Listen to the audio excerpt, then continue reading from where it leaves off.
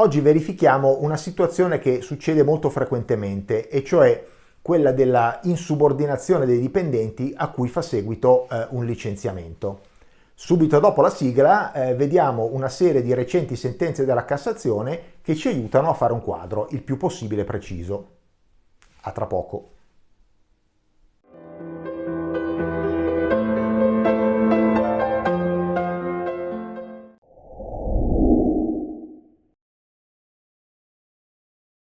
Con sentenza numero 27.939 del 13 ottobre 2021, la Corte di Cassazione è tornata su un argomento che spesso è oggetto di grandi discussioni in ambito di diritto del lavoro, ossia in che cosa debba consistere il concetto di insubordinazione e in quale modo l'insubordinazione possa dare luogo al licenziamento del lavoratore.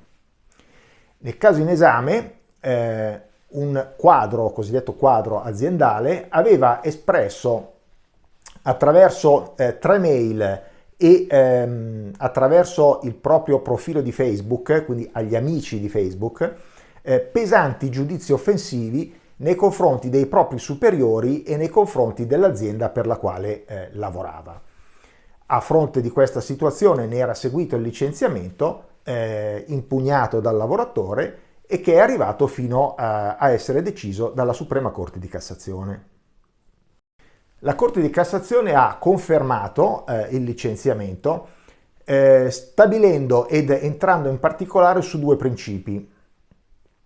Il primo di quali è molto interessante perché riguarda il fatto del messaggio postato su Facebook denigratorio dell'azienda. Ci dice la Cassazione che anche se questo messaggio era diretto esclusivamente ai cosiddetti amici di Facebook,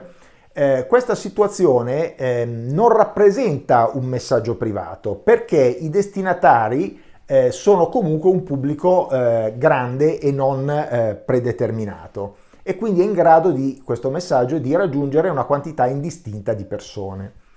Quindi di fatto è l'equivalente di un messaggio pubblico.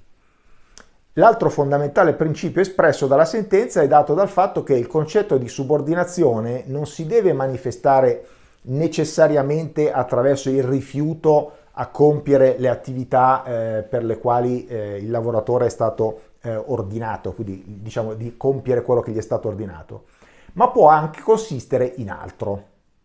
Ci dice in particolare la Cassazione che il comportamento da insubordinazione può anche avvenire al di fuori degli orari di lavoro e al di fuori dei locali aziendali, come effettivamente era avvenuto nel caso in questione attraverso il messaggio Facebook.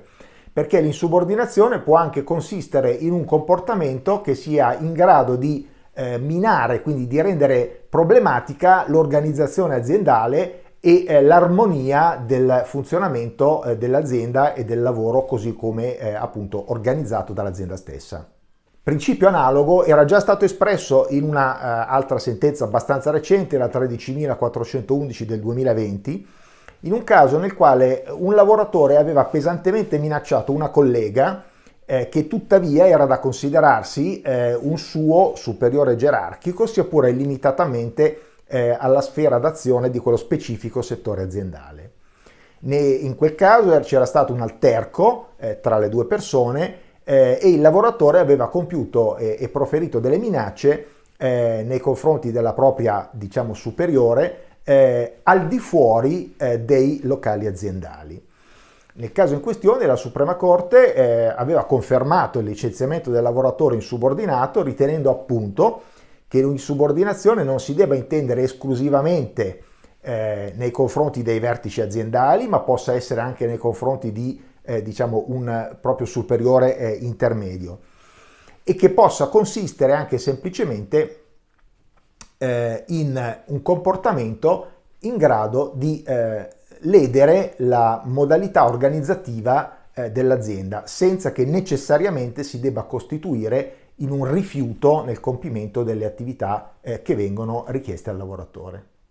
Secondo la Cassazione, quindi, le minacce compiute nei confronti di un proprio superiore anche di livello intermedio sono sufficienti, se di tipo grave, a giustificare il licenziamento a causa del turbamento che si viene a creare all'interno dell'azienda.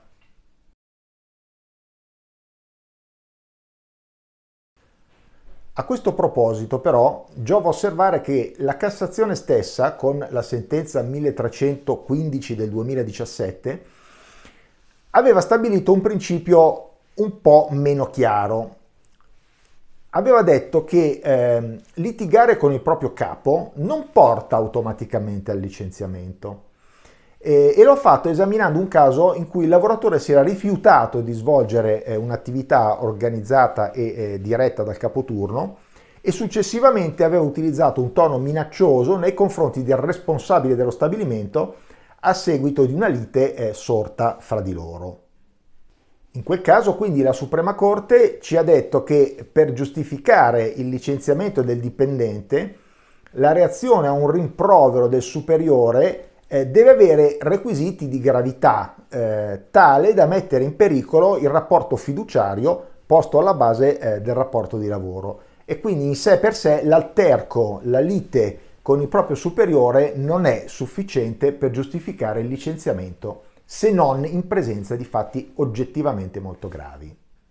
Come vediamo, pertanto, la materia è fluida, è molto fluida e quindi è davvero difficile per gli operatori del diritto poter dare risposte univoche ai clienti laddove ci si trovi davanti a situazioni di questo genere, perché